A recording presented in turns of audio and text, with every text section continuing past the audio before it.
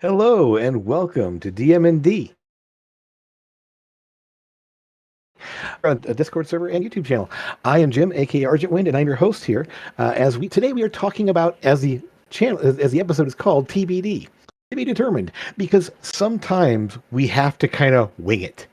As DMs, as people running games, the players, you throw something at you out of left field, they will decide to go off in a direction you didn't expect them to, or totally break an encounter in a way you weren't expecting them to do. And now you have to figure out, what do I do now? And so, just some tips and tricks into how you can kind of either prepare for that, or some ways that you can kind of on the cuff have some tools at your disposal to be able to make it to put things in, to keep things moving along. So, some common scenarios. You have a situation where you wrapped up a big adventure, and the kind of the question is, what now? And the players might just say, hey, we're going here. We want to go look for this. We want to investigate that. And you just have to go, all right. And so, depending on what you've had time to prepare, they may throw something at you weren't expecting. Decide to go do some shopping, or to go have something made, or go find something, follow up on some lead that they discovered earlier on in the adventure.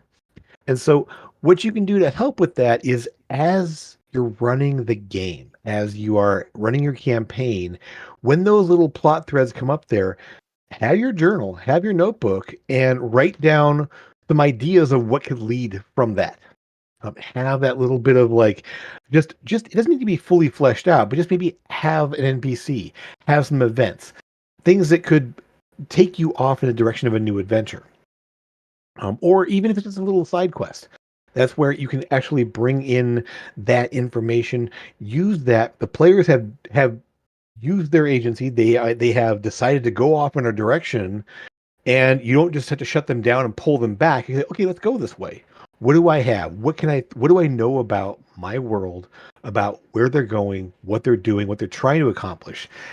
What you want to avoid is just to say, no, go back here, because that's not going to be fun for them. They decide to go off do something. Let them do it. Let them try it. Now, you might eventually have to kind of like say, well, here's what you find out. It may not be a full-fledged adventure. It may not be a full thing. It might lead to some full-fledged new side quest, but it might just be, hey, based on that, make some checks, talk to some people, role play a little bit, and here's what you find out, or here's the thing that you want to find. Or you might decide on the fly they want to craft some new powerful magic item. They go talk to this wizard person they met a while back and saying, we want this cool thing. Here's the thing. And he may just say, okay, well, I need X amount of gold. Here's your gold. And these 3 items, or these 3 materials. And where do we get those? Now you have a side quest. You can go off and like where do I find this dragon toenail and this beholder spit and whatever else you're going to throw at them. And it may involve combat. It might involve tracking them down from some crazy alchemist. It might involve them having to go in and talk to some black market dealers underground with the Thieves Guild or something else. There's lots of different ways you can go about doing this, and you can use them all. So the idea of having those elements in your world, having those ideas of, if at some point the players need to find some weird item, what are some resources they might have available to them? And if they don't already know about them, then maybe they have to ask around and find out, does anybody have these things? So you have this little side quest, little side adventure on trying to find some things to accomplish this new goal that they have. So it's a way to allow them to go off and do some fun stuff to get to things here, but it isn't just like either handing it to them saying, oh yeah, here it is, and you're done. That's not very fun. You pay, have some gold. Yeah, here, take them off the shelf. Here you go.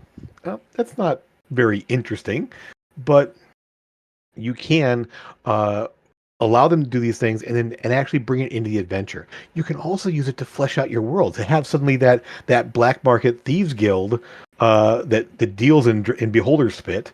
Where do they get the beholder's bit? How do they get that? Do they have what kind of connection do they have?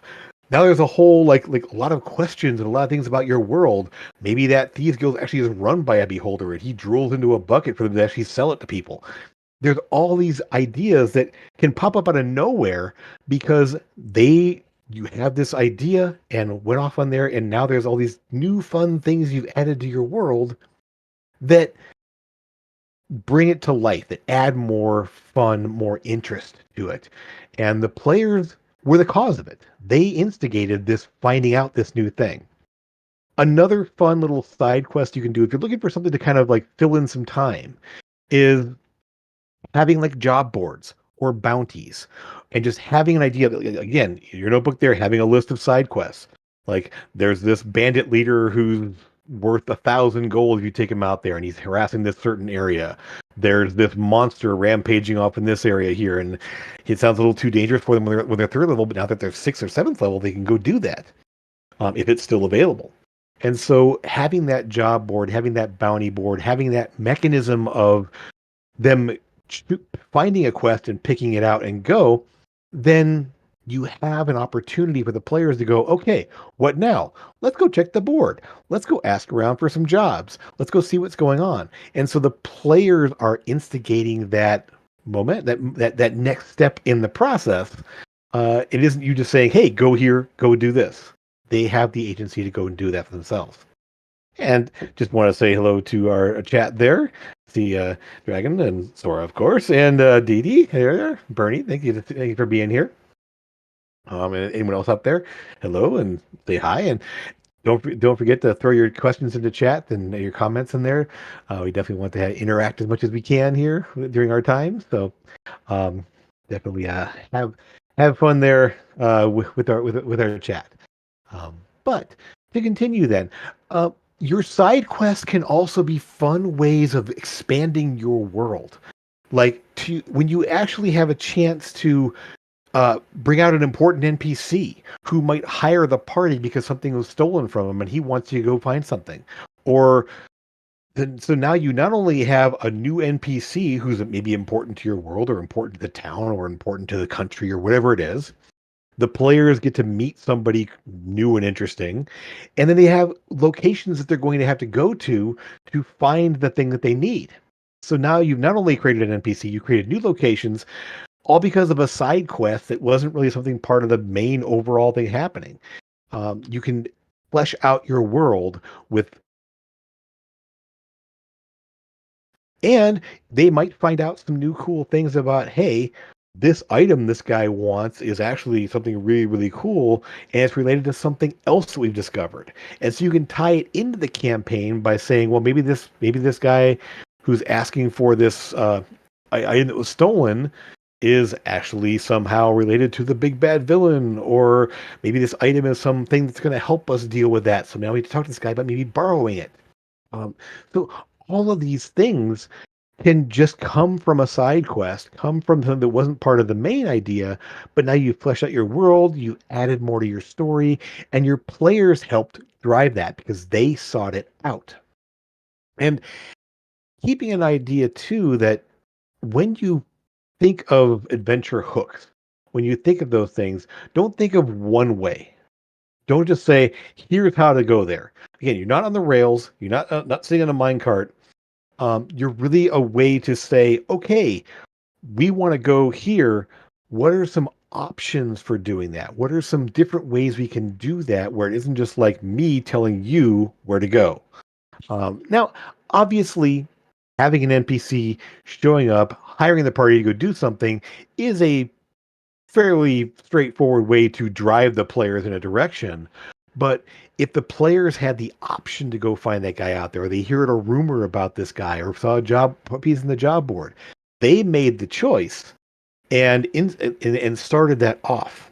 So that's something to keep in mind, is that while you are putting these things in front of them, they're the ones choosing the route to take. It's their choose your own adventure, and you're just the one telling them what page to turn to next. So, Green Dragon, there's the black market characters can be a great vehicle for shepherding players to new regions where fun new stories can be had. Exactly. So those black markets there. I mean, the fun thing too is maybe you cross those guys and now you're on the run. You have to leave this place to go somewhere new where these guys aren't going to be a problem anymore. So that can be something that'll happen there. Or you get in tight with them, and now they're saying, "Hey, we need you to go deliver this thing to this other place because there you have." Uh, you're working with them now, and maybe you're working out deals, and maybe they're only willing to give you something that you need if you go do this job for them. So now you have ways of expanding your territory, expanding your story to new groups, new factions, new people that the players can then interact with there. So you don't have to worry about like, okay, I planned out this entire adventure. No, it's fairly off the cuff. You have little seeds, you have little bits and pieces here, and you go, okay, what's next? Which thread are they going to pull? Well, let's go that way.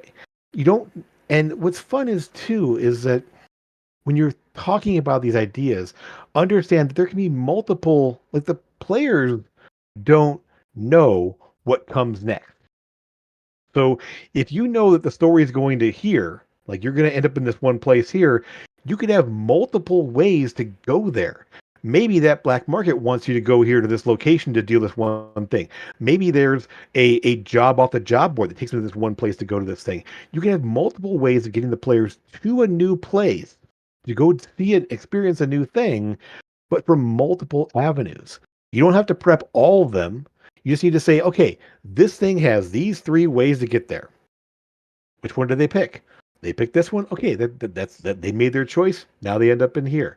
And so once they get there, there may be some branching off paths there. It's again the choose your own adventure. Then you have multiple ways of branching out from a story point, but you're not locked into this is how you go. This is where the story is leading, and you have to follow it. Okay. Um, the Duke of the North wants a barrel of beholder spit. Exactly. I mean, it can be all again. What and again? How do you get it? Do you go and find a beholder and kill it, and or rope it into submission and make it drool into a bucket for a while? I don't like. Again, there's different ways the players may decide to go about that route, and it's part of the fun is not so much anticipating what they're going to do, but letting them choose the way that they get there, that what path they take, how what threads they pull, which ways they go. And it can be something that you didn't even consider, but because they've been asking for this thing or been going down this route here, now that's a new plot thread that you hadn't thought of before, but now let's go down that way. Let's keep going that way. And so if you're inspired and you have your improv chops on, you're ready to just create new people and keep things rolling, then run with it. Have fun with it. Um, one tip I will give you is that when you are doing some things off the cuff, when you are improvising something, have your notes nearby and just jot down an NPC name, something you said about him. If you aren't recording your sessions, like we are with one that I'm running, or some of the ones that I'm playing in, you oftentimes won't be able to go back and see what did I call that guy or how was that voice that I used for that person. So you may want to just jot down a quick little thing of like Barton Ranger gruff voice or something like that. Likes gambling. Just whatever notes you can just jot down while you're playing. Then that way you can refer back to that person. You know who they are. Just something that's going to let you bring that person back into the story. So if you do make somebody up on the fly, they aren't just, it doesn't feel like they're just totally made up. Okay. So another tip for that too is have a set of plot hooks, adventure ideas, little things that might pop up. Just a listing of things here and saying, okay, this one fits with this idea, this little concept here fits with where they're headed or what's going on. It might be related to what they're doing now. Let's insert that. And now you can start fleshing that out that you have this adventure hook there and then cross it off the list. You can have things like a list of NPCs and who like different adventurer types or shopkeepers and just that. There's a lot of good resources online that will help you with random NPC generators, random name generators. Feel Go ahead and look those up there and find some ones that speak to you. There's a really cool one. Oh God, what's his name? Let me see if I can find him real fast here. What is his name? I want to say, um, uh, there's Waldo's guys. Sure, of course. Waldo's keeper. If you want to just like do a random shop, do a random tavern, do a random inventory list, he's got some great tools for that. Some random encounter generators, even. So Waldo's guides is a fun. They're a really easy way to kind of pull up adventurers, ideas, locations, and it may not be something you want to do.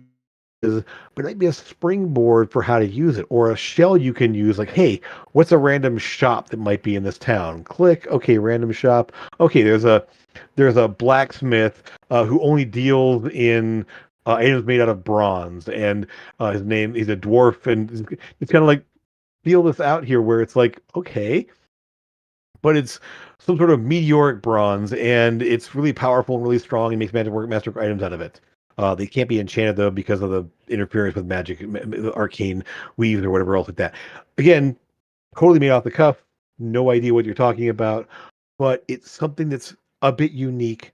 That's something that's you weren't expecting, but up it comes from nowhere, and you can run with that and add something to the game for the players to interact with.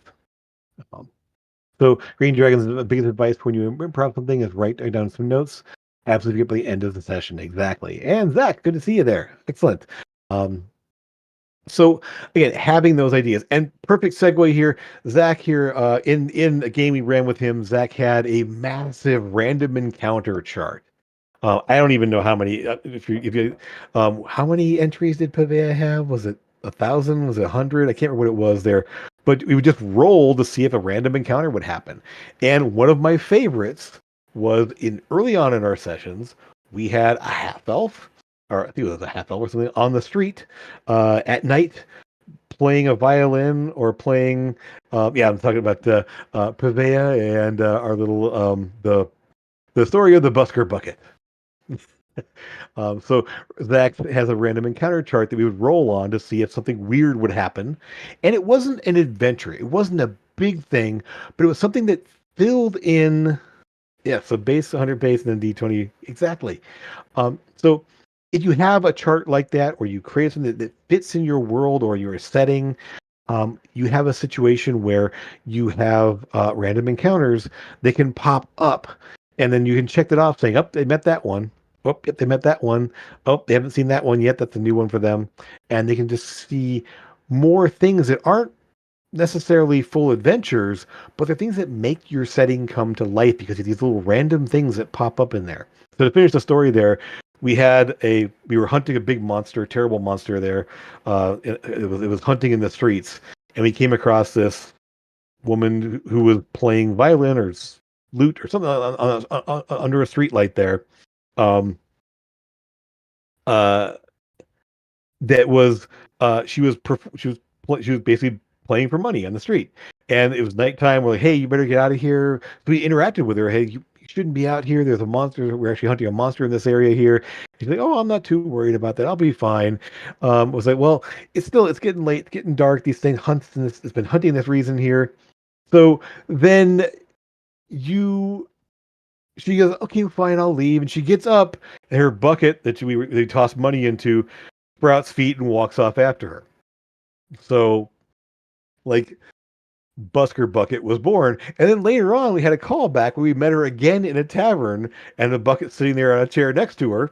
And there we go. We now have like a recurring NPC that wasn't something we interacted with much, but it was something that made the city, made the setting come to life because this thing now had, we actually had a callback to something that we had just as a random encounter. So again, those little improvised or um, I mean, the interaction was improvised, but the chart generated a little potential encounter to have, and they don't need to be full adventures.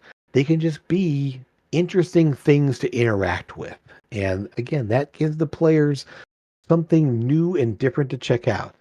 And so yeah, a custom made uh, random adventure chart there that all fits into your setting, or random encounter things, and some may develop into a um, may develop into an adventure. The goat, um, and some might just be again something you see on the street, and then you might see it again some down the road, or some crazy thing that happens off in the distance, and you go, okay, let's not go there. Uh, but the players again have that now something to check out, something to go into. The players in Avarice, yes, the Pokemon in Avarice. We had during one of the festivals the the Eldritch Arena, which was run by a Conjurer character that I had. Um, one of my former characters from a different campaign, also run by Zach. Um, was running.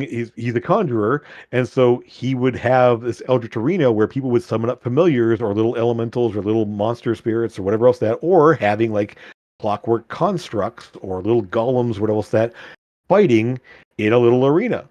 And so the Eldritch Arena during this big festival time had these little miniature arenas out there where people could basically like buy or borrow little clockwork constructs and have little fights with them. And people could bet on them or whatever else they wanted to do. So again, the players never actually went into the Eldritch Arena, but they'd been by it and had something else that was related to that. But now they see a way. Um, Now they then have another chance to interact with it later on, and maybe down the road there's something else that comes out there, and so you can showcase different locations and showcase different NPCs through these random encounters that may or may not come into play later on. So, drag in there. I like to see the areas and regions in the wilderness and towns and settlements and neighborhoods with their own unique random encounter tables. Exactly. If you have like, I mean, I did this one where I just basically took like 10 ideas for things that can happen on the road between these two places. And each time they went back and forth, something else might appear. Something else might show up there. And some things I had more planned out than others, but some things were just like, okay, this happens. And so I never quite had it like this is going to happen this time. This is going to happen this time. It was more just like, let's see which one comes up this time. And and that way it was a fairly minor thing, but it allowed that region, that area to feel more alive because it wasn't just okay, you walk here to there and birds sing and and the sun shines and whatever else. And now you get to where you're going. Now, after a time when the adventure gets bigger and bigger and bigger, you might have to hand wave some of that stuff. You might have to say, "Oh yeah, this kind of happens over here." But I mean, I've had situations where I didn't expect this to take such a short amount of time, and I don't have the next thing scripted out, fully planned out. So what other encounter can I bring into this that makes sense for the area and might help with help advancing the story? And so sometimes you have to fill space. And that's where having an idea of what's in this area, what could they run into? What are some potential things that are happening? So now you go, okay, it's a good time for that. Let's do it. And you have just enough, like a couple of monsters you can pull in there for an encounter, or a couple of descriptions of an area or an event, something that's happening there. The players can then interact with that or see it happen and then go, that's a significant thing that may or may not come into play later on. Okay. Um, so crazy thing happens. We always go there. The story has already ran off that direction. Yeah, I mean, players like you. I mean, sometimes, and you have to be prepared for that. If you put the shiny thing out there, they're probably going to run to it, and that's something you would expect. We had moments early on. Um, so this will so since Blighted Delirium there, Bernie plays in my game, and there was a an encounter they had early on where I realized that I wanted something to happen between point A and point B. And that's the random battlefield dream where they saw the fight that took place centuries before between the armies of the Dark King and the armies of the region there, and the fall of the prince. That was all improv. I wanted to. I realized I hadn't thought of something for that, but I wanted something to bring in that imagery, that the kind of, so all the description of the battlefield, the dream, all of that was not something I had planned out. I didn't have nothing written out for that. I just went, oh, I know this thing happened in this area. Let's describe a good vantage point or a good way to have a vision of this, and something important came of it. An actual thing that's still with the player today. There, the shard of the shard of the black sword, which may or may not come into play later on. It will. Um, Roll a 20 player. Yeah. Roll a d20 players. What are you rolling for? You see nothing, don't worry about it. We like in Zach's game, that was the thing, is that anytime we went from point A to point B, we always rolled. And if a certain high or low number came up, whatever it was, then something would happen. Zach would then roll on the chart there and then describe something weird that happened along the way. And it may have been something we go, ooh, we're not going to mess with that, or that's interesting, or let's go talk to this person.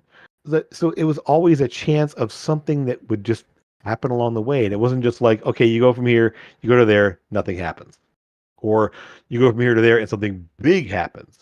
That isn't the way things work. You don't always have something exciting happen between point A and point B, but there should be things of interest. And so, again, that improv moment of what is something that would be interesting?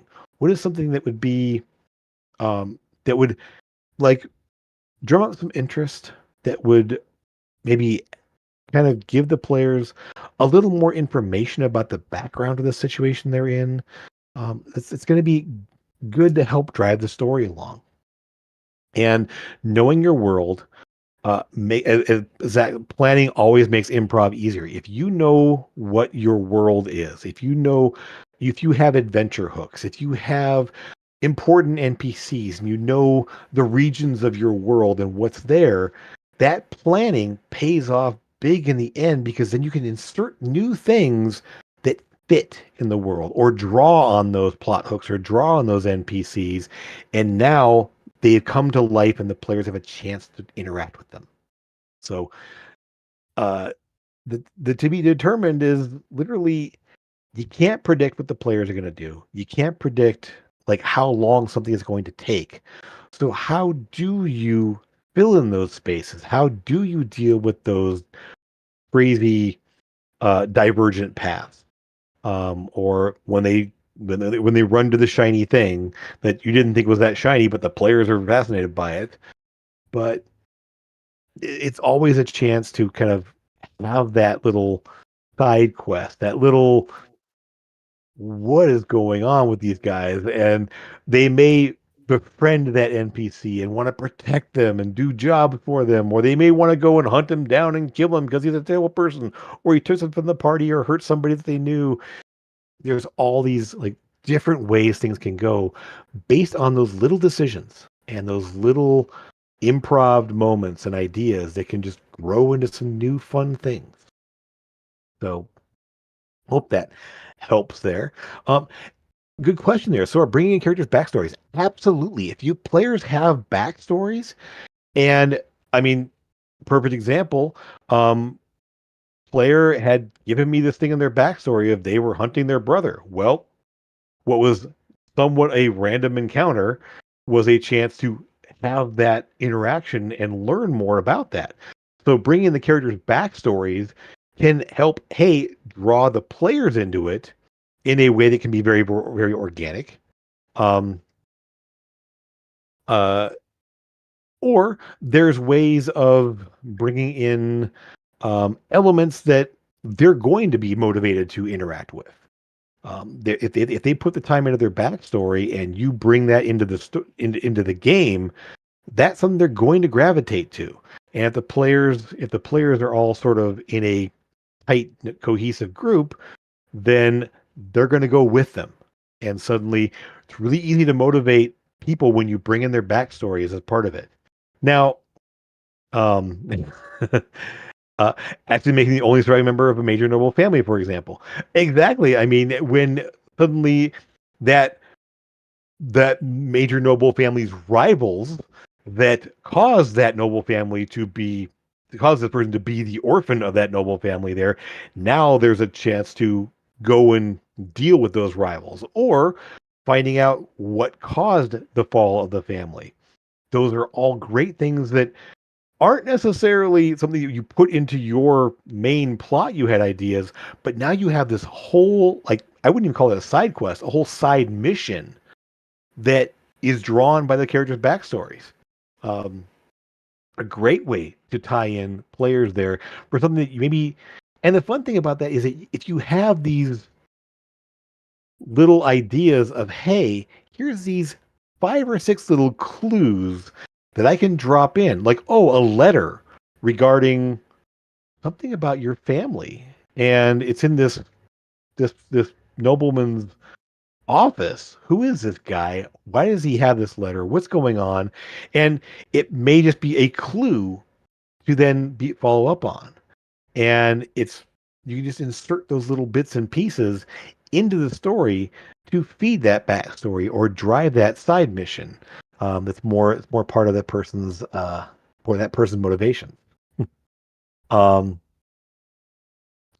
so any other questions or ideas or anything else out there you guys might have in the situations? I mean, there's so many different ways that we have to improv. We have to uh, fill in space. We have to take players off. I mean, to fill in those gaps when the players decide to go that way.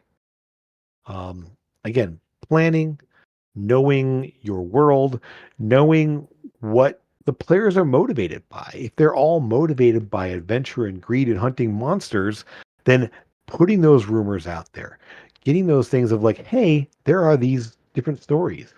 Um, a This is really obvious in a sandbox style campaign. Um, the sandbox style campaign is literally this is what you do. You put adventure seeds out there, then let the players go pick and choose what they want to go into there. You don't have an overarching campaign. You may not have initially have an overarching campaign, but you have all these different little threads they can pluck, or these different little things they can go and chase and find out. So um, that style of campaign really lends itself to this style of running games. So if you're comfortable with this or you want to get better at it, having more sandbox elements in your game is a great way to do that. Um, so let's see, anything else popping up here? What we got? Oh, um, true. I mean, you have to know sometimes how to say no to folks that want to go that way, but it's not going to work. As Zach is pointing out here, when one player keeps doing so to the detriment of all the other players at the table. Hopefully, if they always want to go, they always want to steal from every person they see. They want to kill every NPC they come across. That's something that you have to find a way to rein that in or to prevent that from being that derails the whole game, or they only want to deal with their own thing and don't want to help anybody else with their stuff here. So it may be something you have to do outside of game to say, hey, I know you're really into this, but there's other things happening. Can we tone that back a little bit and go on some other routes? Um, but then still, you because they're interested and they're motivated, even little seeds, little bits here and there, they can kind of help them out. Yeah, and so it is an issue of how do you if one player is trying to dominate, making all the decisions and kind of push everyone where they want them to go, that can be a little difficult. So don't be afraid to kind of have that discussion if it's out of game or just if you have to say, yeah, here's a tidbit. There's nothing here that's going to help you right now, but maybe down the road, or maybe something else down the road. So I mean, I'm always leery of saying just no, but at the same time, at some point, saying it's a dead end. Um, Maybe something else will come up down the road. Um, uh, And okay, so Sora here. What happens when players decide to split the party and go off on the shiny quest?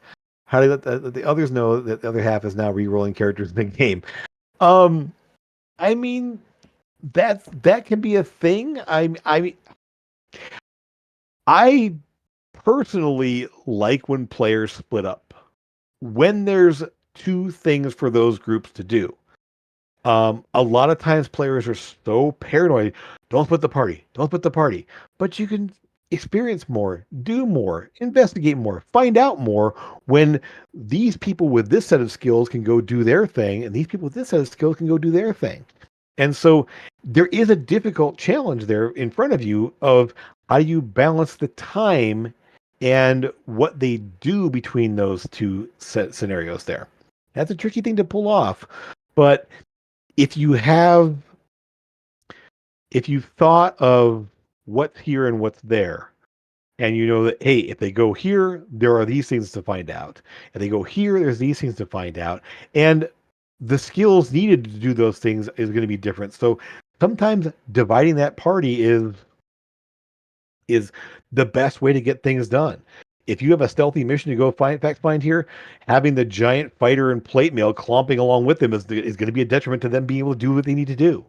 And having the abrasive, obnoxious person over here trying to sweet talk and get information from tavern owners and shopkeepers, having them coming along and insulting and being a jerk is going to cause that mission to fail. So there are times when you have to split the party because of what's happening there. And so it, yeah, so you have ways of splitting the party. And as Zach pointing out here, finding purposely splitting the party in small ways teaches you both you and the player how to do it effectively. And I know players sometimes like, no. But sometimes it's necessary. Sometimes it helps the story. It helps your mission. And as Green Dragon is saying there, Wizard of the Coast tagline was once never split the party. Splitting the party can be a lot of fun. And it can lead to some fun scenarios. And so definitely don't always be afraid. To let the party split up a little bit. And I know there's a lot of fear around that. Both everyone's afraid of, well, this person's going to die because I'm not there. This person's going to die because I'm not there. It's your job as the DM to kind of, like, when those situations happen, provide some challenges, provide some things, and hopefully it all works out and you've got things well planned. That's where, again, planning helps improv in that situation. Dragon points out, did the sneaky rogue was covertly rummaging through a guildmaster's drawers, randomly finding incriminating documents signed by the fighter's father. Again, feeding those little clues, adding those things of like, hey, here's this piece that I found here in this random place. Really great way to bring the character back around. Zach's question, what about players are cowardly and never want to investigate things? That is a problem. I mean, how at some point players have to get over the fear of, I don't want to go there. I don't want to go there, but you have to. You need to look into it. And sometimes that it there may be motivation that needs to happen of maybe you have to like have an ally out there get kidnapped by the people. Now you have to go there to save that person. And now you're going into that investigating and finding it out. When you ask the players what they want to do and they just say, I don't want to do anything because I'm too scared. Well, that's, again, you pause the game at that point and say, okay, what we need a plan. And so to give the players a chance to kind of think through what they're going there. So it's a difficult situation, but there are definitely some tools you can use to get that rolling again. If you need to provide that little push, feed a little bit of information to them saying, hey, what you're looking for here, there's information there that you have a lead that's going to draw you over to there. And like, well, if they don't want to investigate, part of the thing is that why are they playing a role-playing game? But at the same time, sometimes they just may not think of it, or they don't want their characters to die. So if you've been too good at instilling the fear of what's going to happen to them, I mean, that's going to potentially cause a little bit of an issue, but at the same time, giving those small victories, giving them ways to kind of get to the bits and pieces of it, to investigate things that aren't going to be life threatening, or some they finding out some, hey, this merchant over here has dealt with these people here. Maybe they have some information about what there is. Maybe there's a secret way into the place that will be less dangerous than walking in through the front door where you know things are going to be bad. And then hopefully you have a party member or two that just steps up and says, "Hey, let's do this," and they just kind of drag the party along. So there's definitely some different ways to deal with those situations, and don't be afraid to kind of push the party if you need to. Provide the information. If they have to be dragged in there kicking and screaming, then you know what? While they're sleeping and hiding out in their tavern room, somebody throws in that cloud kill spell and seals the doors, and they wake up in a room, and here you go. Now you're investigating because you didn't have a choice. Um, Not the best thing to do there, but at the same time, it can be a fun way to sort of like, hey, you wake up. You're not where you were. What happened? Where's your stuff? What's going on? You have a new challenge in front of you that because you wouldn't investigate, they came and got you. So there's another possible way to drive the adventure forward in a way that makes sense for the scenario and gets the party in where they need to go. Yeah, character growth is a big thing. I mean, the idea of maybe that cowardly character has to step up in order to save a friend. They have to step up to face their fears and finally put it behind them. There's different ways that the character growth can really drive a lot of these improv scenarios where maybe that, hey, this person's struggling with this. What can we put in front of them that will get them to overcome that will get them to grow, get them to change and try new things? Um, and yeah, I mean, the best way, as Dragon is saying here, the best way of building trust with players is not killing them every time they split up, and or not putting them in horrible danger every time. I mean, letting the splitting up pay off. And the idea of, and the fun thing is you can kind of run like encounters. I've run encounters where there's two different combats happening at the same time. One initiative tracker, you go through these guys here, then go through these guys over here, and it's one combat taking place in two different places. And you can kind of have a fun describing that back and forth of now this happens, now this happens, now this happens, and it's a little confusing to keep track of. But if you can pull it off, and again, they can overcome two different encounters that they both have a chance to succeed and see where they go. And again, it builds that trust of, hey, we split up and it paid off, or hey, we split up and we survived it just fine. So yeah, it's definitely a situation. And then Dragon also points out, you're putting a clock on a problem helps motivate the players to get over their fear of, I don't want to go out there. We're going to get killed.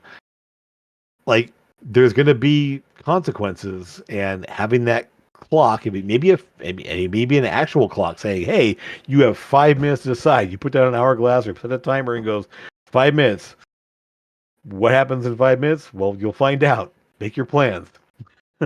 Or in the situation where they're hiding and there's something is going on, if they don't make a decision promptly, they're going to be discovered, found out, or the building's going to blow up, or something is going to happen that's going to be bad, and there's a situation where they just can't sit around or spend all their time planning. Yeah, the idea of a shared initiative for two different encounters.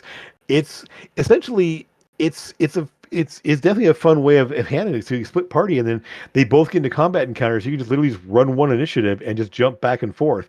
It's much easier to do in person. I will say it's difficult to pull off on a tabletop, a VTT. The virtual tabletops don't lend themselves really well to that typically, but you can have, if you get a large enough map, you could do like, okay, well, you're on this part of the map and this happens here, and you're on this part of the map, here happens here. And you don't have to say, I mean, you could say, like, literally split because of a physical barrier or a magical barrier or something like that. And now you have two different things happening simultaneously. But you could do it if, like, in an in-person setting, you could have literally two battle maps, and these are happening over here, and you're happening over here, and you might have a real shuffle people around the table and say, okay, you three go sit over here, you two go over here, and I'm going to sit in the middle, and let's do this. Boom, boom, and just run one initiative for two different encounters. Could be a fun way to do things, and kind of, it does shake it up and add a little bit of excitement in a way that maybe you haven't tried before. So give it a try. And yeah, have fun with those improv oddball moments. You never know when they're going to come up. You can't always you can't plan for everything because people are unpredictable. The dice are unpredictable. The whole nature of a role playing game is unpredictable. So don't try to predict it all. Don't try to over plan to the point where if this doesn't happen, it's why campaign settings are guidelines. When you have a situation where, well, it says this happens and then this is supposed to happen, this is supposed to happen, and then suddenly that thing doesn't happen, so now this whole thing is derailed. A good campaign setting is here are events. They can be tied in multiple ways, but if you have to do this, to do this, to do this, and they don't decide to go this direction, then you need to find a way to bring them back around. And that's where your improv skills are going to say, okay, well, use those campaign settings as these are encounters.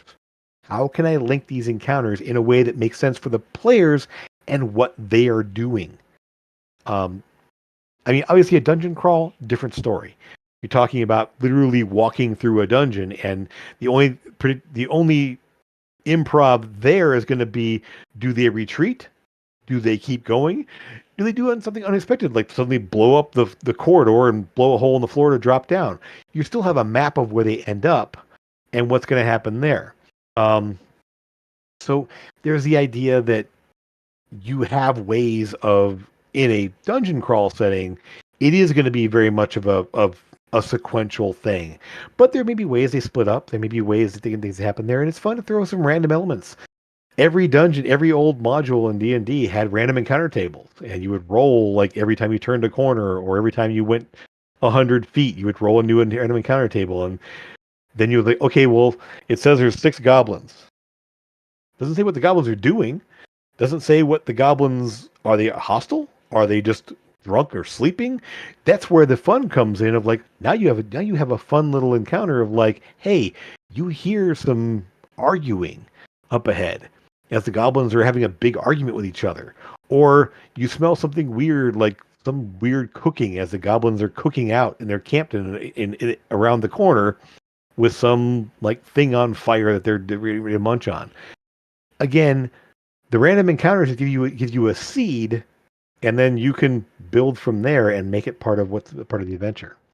As Bernie says, they're happening in the Pathfinder game. We have multiple results in a room or corridor with multiple doors, and you pretty much guarantee 2 players will open 2 different doors at the same time. Yeah, because they aren't just going to wait for one person to do their thing. They're going to check things out, and suddenly you have 2 things happening all at once.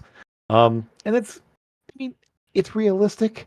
You're not going to sit there walking along in perfect little line, all in sync, and saying, okay, open that door. Now open that door. That's not the way people act.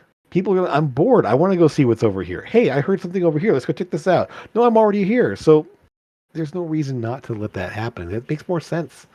No one's always going to be the perfect dungeon delving team, or maybe they are, and that's part of the charm of the campaign. Is these have experience, they know what they're doing, and boom, boom, boom, boom. Now, how do you mess them up? Again, yeah, and don't stand in a straight line. Too many spells. I mean, hello, lightning bolt. Yay, lines. Exactly. And setting off the traps again. That's going to be fun. People going in multiple directions, setting off multiple traps at the same time. That can lead to some fun interactions as well. So, as Dragon points out here, a strict linear path for an adventure often leads to DM frustrations, organized more like a cloud of plot points connecting all across the narrative. Exactly, where you have, like, here's the start, here's the finish. These are like the starting encounter, the big ending encounter. Here are some encounters to meet along the way. How do you weave your way through them? And what gets you the information you need? And can you bypass these 2 encounters entirely and go straight to the end? Well, probably, but it might make the ending more difficult because you haven't leveled up, you haven't found the right items, whatever else is. So having ways of motivating them to try any other encounters there, or finding ways that make sense within the story of, here's your next lead. You know there's something over in this town. There's there's various rumors and things about there's something happening in this town here that might be related to what's going on. And then, oh hey, you know that these guys here, there's a graveyard where there's information you can speak with dead and find things out there. And think of the D&D movie. A great time of like seemingly random encounters that all kind of weave their way through a story to get to how do we find out what's happening. Again, when you look back on it, you go, that was a bunch of random encounters, but it seemed to work in the way they did things, and it seemed to flow from one to the other. But in charting that out, players could have gone from here to there to here to here to get there, or they could have gone a totally different path or not. So again, have fun with the randomness, have fun with the improv, have fun with the unpredictable nature of your players and what's going on, because you never can plan enough to take all that into account. I mean, if your players do exactly what you want them to do and go along the path that you put them for, you may as well be writing a novel. You're not playing a game at that point. You're just telling people what's happening and give them the chance to do different things, to try new things, to discover new things, and see what comes up, see what happens. So, is there any last call for questions? Is there anything else you want to or comments there? We are getting close to the end here. We actually almost pushing an hour for this one today, which is great. I've been really enjoying all the interaction there with you guys in the chat. Any last couple questions there, or we can start to wrap things up? So I will start to wrap things up then. So again, just remember the TBD nature, to be determined. You don't know. You can't plan for everything. So let those fun moments come out of those unpredictable times. Let those and yes, you can help yourself by planning for having a list of encounters, having a list of NPCs, having an idea where things are going. Um, and yes, thank you, Zach. There, smash the button and subscribe if you haven't already, because I'd love to have more people supporting the channel. But have fun, enjoy your time with your players. Don't be afraid of the crazy things they're going to do, because that's what makes this whole hobby fun. Is what oddball things are they going to try? What new path are they going to do? I've seen like when you run the same campaign for same campaign settings, the same adventure or the same encounter for multiple different parties, they're all going to do something different. You never can tell exactly what's going to happen there. You can have the same adventure, the same module, the same campaign even, and they're all going to take different paths. They're all going to try different things. So don't be afraid of that. Let them do it and enjoy. So let's wrap things up here.